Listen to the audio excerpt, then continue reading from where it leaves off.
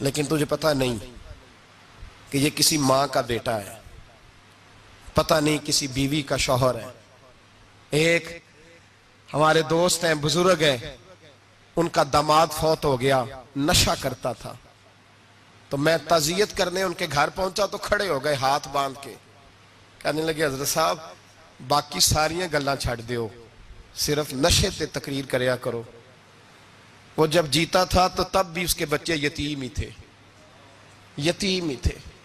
میری بیٹی جب میرے گھر آتی تھی اور میں اپنے پوتوں کے اترے کپڑے اسے پہننے کو دیتا تھا تو میرا کلیجہ پھٹتا تھا، اور میری بیٹی اس کی زندگی میں بھی بیوہ کی زندگی گزار رہی تھی، وہ میری بہوؤں کے اترے ہوئے کپڑے پہنتی تھی۔ کوئی دعا کرو، کوئی جلسے کرو، یہ لت ختم ہو جائے۔ اور کہنے لگا اب میرے وہ چلا تو گیا ہے، دادا دادی اس کے پہلے کوئی نہیں، چچا ہے کوئی نہیں، جب تک تو میں زندہ ہوں ان نواسوں کو کوئی روٹی کا لقمہ، کوئی کپڑا مل جائے گا، لیکن سوچتا ہوں میں بوڑھا ہوں، مر گیا تو ان کو کوئی پوچھے گا بھی نہیں، کون ان کی خبر۔ اتنا ظلم اس قوم سے، اتنی زیادتی، اور آرام سے لکھ کر لوگ گزر گئے کہ یہ 70 لاکھ ہے، ان کا درد تو سمجھو، تکلیف تو سمجھو۔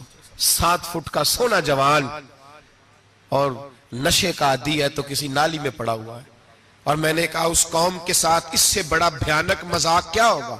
کوئی دانشور تھا بڑا ظالم، اس ظالم سے کوئی مشورہ لینے آیا، اس نے آ کے کہا تو بڑا ظالم ہے، بڑے کڑوے مشورے دیتا ہے، میرا ایک دشمن ہے، میں اس سے بدلہ لینا چاہتا ہوں، میرا دل کرتا ہے اس کا بچہ قتل کر دوں تاکہ وہ تڑپے۔ تو ظالم نے کہا اسے قتل نہ کر، وہ تو اس کا باپ 2-4 مہینے رو کے چپ کر جائے گا، پھر میں سخت سزا دینا چاہتا ہوں، مشورہ دے۔ تو اس نے کہا اس کے بچے کو نشے پہ لگا دے، جس کا بچہ نشہ کرے گا وہ باپ روز مرے گا، روز جیے گا، وہ ماں روز مرے جیے گی، نشے پہ لگا دے۔ اس قوم کے ساتھ سب سے بڑا ظلم یہ ہوا کہ ملت کا جوان نشے پہ لگ گیا، ڈرگز پہ لگ گیا، اتنے تباہ حالات ہوئے کہ جوان چڑھتی جوانیاں، اماں نے کتاب دے کے بھیجا تھا، اور کالج سے واپس آئے تو نشے کے ٹیکے ہاتھوں میں پکڑے ہوئے، ٹیکے۔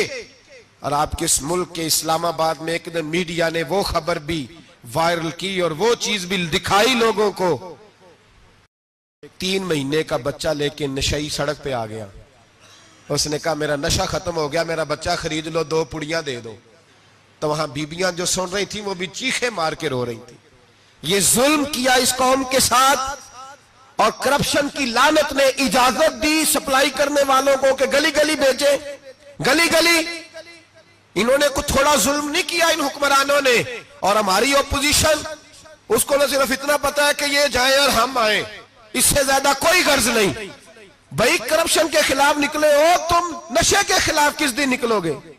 جوئے کے خلاف کس دن؟ قوم تو مر رہی ہے نشے سے، اس کے خلاف میدان میں کب آؤ گے؟ صرف اتنا ہے کہ یہ جائیں اور ہماری باری آئے، اس سے زیادہ کچھ نہیں۔ جتنے مجرم وہ ہیں اتنے ہی تم بنتے جا رہے ہو، اس لیے کہ اصل بات پر نہ وہ آتے ہیں اور نہ اصل بات پر یہ آتے۔ بھائیو، میرے نبی پاک صلی اللہ تعالی علیہ وسلم، اور ایک اور تماشا ہے، یہ میرے پہ اللہ کا یہ احسان رہا، اس لیے نہیں کہ میں پرہیزگار آدمی ہوں، نیک ہوں، اس لیے نہیں، ویسے ہی اللہ بعض اوقات اسباب بناتا ہے، سبب بناتا ہے۔ مجھے نہ شراب کے رنگ کا پتہ ہے، نہ اس کی خوشبو کا پتہ ہے، نہ میں نے کبھی زندگی میں دیکھی ہے، یہ کرم ہے میرے حضرت صاحب کا، میں نے نہیں دیکھی، مجھے نہیں پتا کیسی ہوتی ہے، کچھ باتیں میں نے سنی ہیں۔ ایک محفل میں بیٹھا تھا مجلس میں، تو ایک شخص نے کہا کھانسی نہیں جاتی بچے کی، دوسرا اس کو مشورہ دے رہا ہے،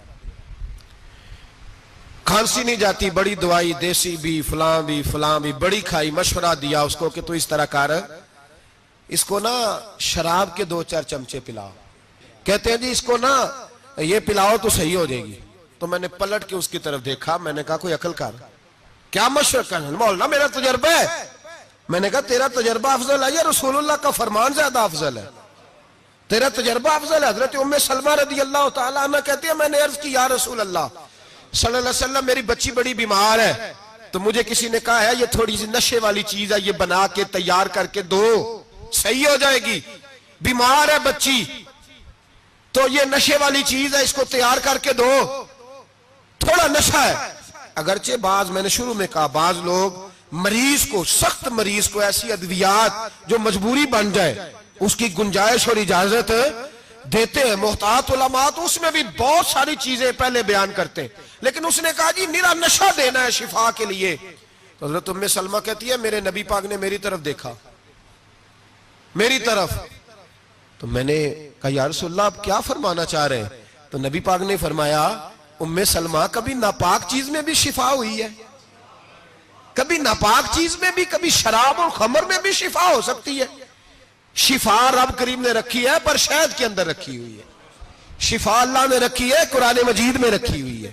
تو اس میں بھی کبھی یہ حضور نے بیان کیا ہے کہ اس کے اندر شفا ہو سکتی, تو امت کتنی دلیری کرتی ہے جو یہ مشورے دیتی ہے کہ اس کے اندر نشہ ہے, شراب ہے, تو کھانسی چلی جائے گی تو فلانی بیماری چلی جائے گی.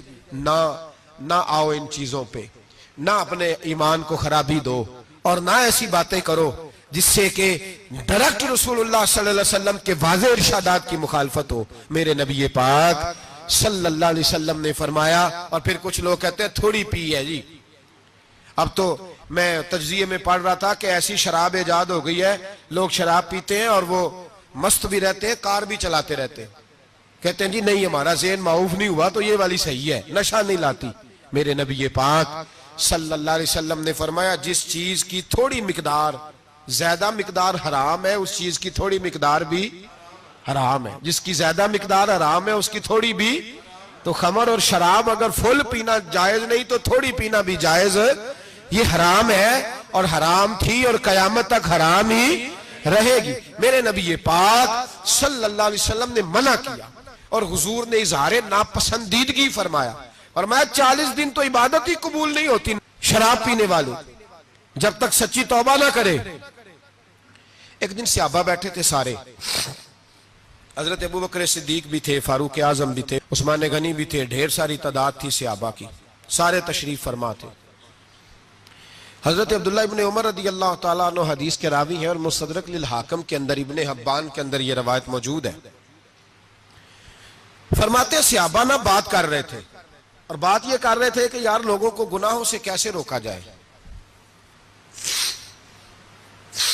لوگوں کو گناہوں سے گفتگو صحابہ یہ کر رہے تھے. عبداللہ ابن عمر کہتے ہیں بیٹھے تھے اور یہ گفتگو کر رہے تھے کہ گناہوں سے پلاننگ جی ہوتی تھی, ان کی جو محفلیں ہوتی تھی نا بیٹھ کے, وہ خوش گپیاں نہیں ہوتی تھی بلکہ وہ تبلیغ کی, جد و جہد کی, لوگوں کو برائی سے منع کرنے کے لیے بیٹھتے تھے, اس پر منصوبہ بندی کرتے تھے, پلان کرتے تھے, آگے ترتیب دیتے تھے. گفتگو ہو رہی تھی تو اب آپس میں بات ہونے لگی کہ کون سا گناہ زیادہ برا ہے جس پر سب سے پہلے کام کیا جائے. تو دور ایک صحابی بیٹھے تھے, ان کا نام تھا عبداللہ ابن عمر. ایک عبداللہ بن عمر ہے اور ایک عبداللہ ابن عمر ہے. حضرت عبداللہ ابن عمر دور بیٹھے تھے, بڑے سمجھدار سیانے باریک بین آدمی تھے. تو حضرت عمر فاروق اپنے بیٹے سے کہنے لگے جا عبداللہ ابن عمر سے پوچھ کے آ کہ سب سے سخت گناہ کون سا ہے. توجہ ہے میرے بھائیوں, ادھر دیکھیے گا میری جانب, پوچھ کے آ کہ سخت گناہ کون سا ہے. عبداللہ بن عمر رضی اللہ تعالیٰ عنہ کی خدمت میں جب عبداللہ ابن عمر گئے تو جا کے کہنے لگے کہ صحابہ پوچھتے ہیں کہ آپ نے زیادہ وقت گزارا ہے نبی رحمت صلی اللہ علیہ وسلم کے پاس, تو بتلائیے برا گناہ کون سا ہے, سب سے سخت گناہ, تاکہ سب سے پہلے اس پر پابندی لگائی جائے, اس پر محنت کی جائے. تو حضرت عبداللہ ابن عمر کہنے لگے صحابہ کو جا کے بتا دو کہ سب سے برا گناہ شراب پینا ہے, سب سے برا گناہ, اور یہ ام الخبائث ہے, برائیوں کی جڑ ہے, گناہوں کی ماں ہے, یہ بنیاد ہے, باقی گناہ اسی سے شروع ہوتے ہیں.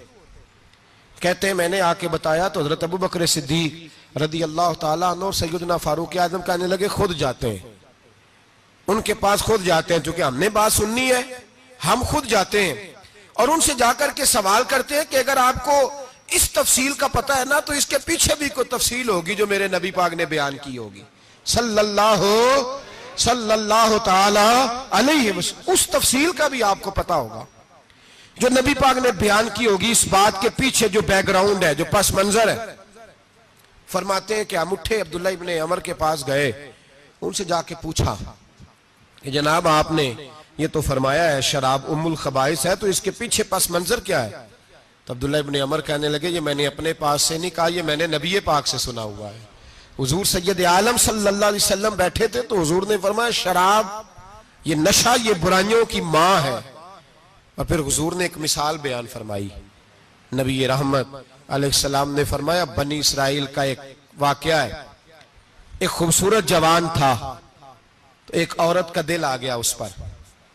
یہ یاد رکھ لیں, ہم لڑکوں کو منع کرتے رہتے ہیں لیکن ہمیں گھر کی بچیوں پر بھی توجہ دینی ہوگی, ہمیں ان کے فون پر بھی نگرانی کرنی ہوگی, ہمیں وہاں بھی غور کرنا ہوگا. اس لیے کہ اگر کوئی بچی گنجائش نہ دے تو میرا خیال ہے کہ لڑکا جرت کرنے کی طاقت نہیں رکھتا.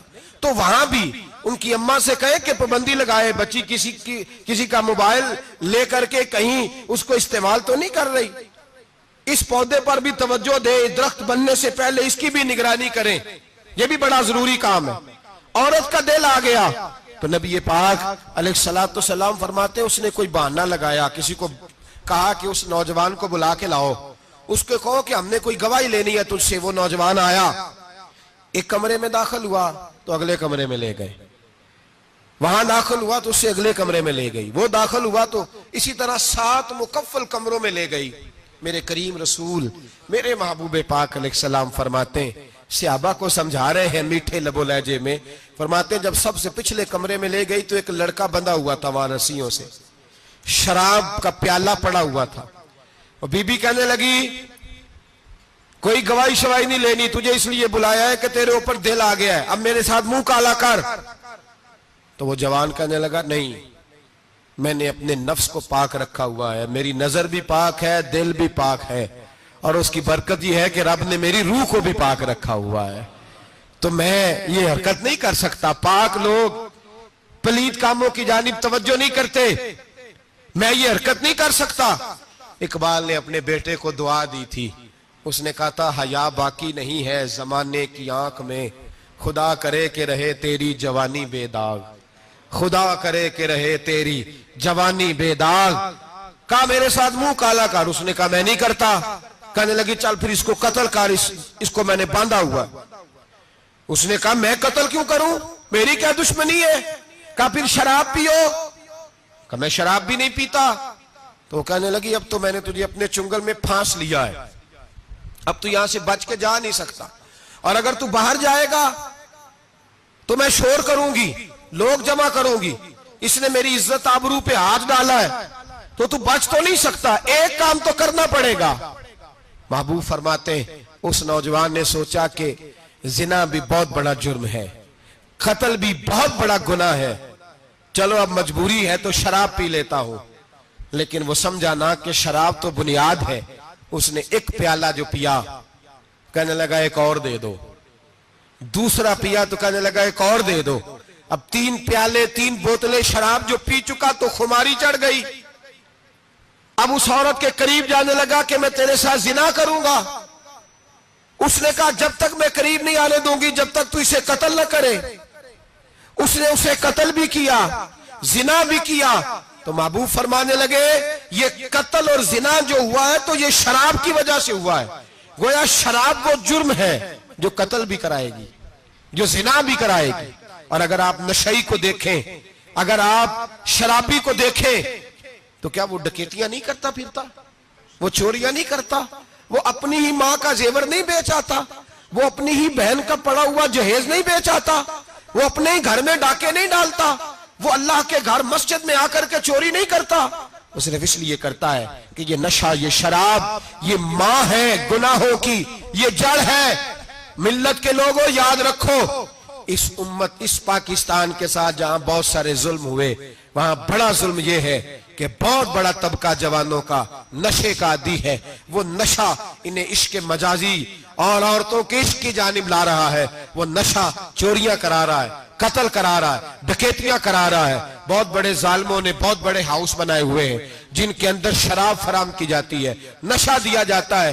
میں نے تو ایسے ایسے لفظ سنے کہ الیکشن کے دنوں میں ووٹ لینے کی خاطر سیاستدان انہیں نشہ فراہم کرتے ہیں, انہیں باندھ کے رکھتے ہیں, روز تمہیں پڑیا ملے گی, ووٹ ہمیں ڈالنا. اتنا ظلم, اتنی زیادتی, اتنا جبر, ایک انسان کے ساتھ کھیلنا. لوٹ آؤ, پکڑو ان کا دامن, اپنے گھروں کو بچاؤ. اپنے دوستوں کو بچاؤ. جاگو جاگو امت کے لوگوں جاگو. میرے نبی پاک صلی اللہ علیہ وسلم کے کلمہ گو لوگوں کو بچاؤ. ان پر اگر سختی کرنی پڑتی ہے تو کرو, پیار کرنا پڑتا ہے تو کرو, محنت کرو, جدوجہد کرو.